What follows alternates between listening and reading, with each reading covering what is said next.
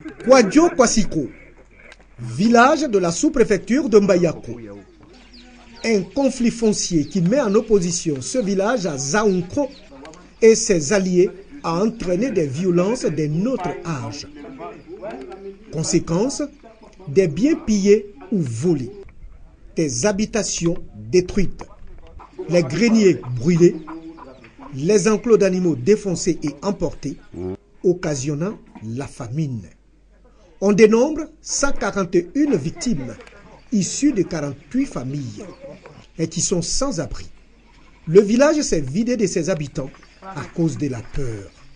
On ne déplore heureusement pas de pertes en vie humaine, cependant, les dégâts matériels sont très importants. À l'origine de cette barbarie sans nom, un conflit foncier qui date de 2009. Depuis on a commencé à planter notre VA, ça fait quelque chose de 3 ans. C'est aujourd'hui, quand le VA a reçu, ils sont venus derrière nous que la terre les appartient. Il nous est demandé de partager en 3 tiers, que le village de Kwadjo Kwasiko a 1 tiers et ses parents ont 2 tiers. Et c'est là, et je n'ai pas voulu. La version de la population de Zaounkro. Si les jeunes sont arrivés à là jusqu'à attaquer le village, c'est parce qu'à un moment donné, la jeunesse se sentait menacée. Lorsqu'on arrive à Mbayako, la gendarmerie poursuit les jeunes et cherche à les attraper, les mettre en prison.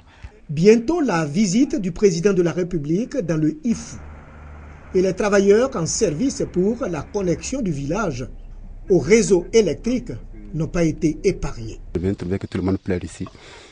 Tout le monde, chacun cherche à partir. On ne sait même pas, on devait trouver le village même vite.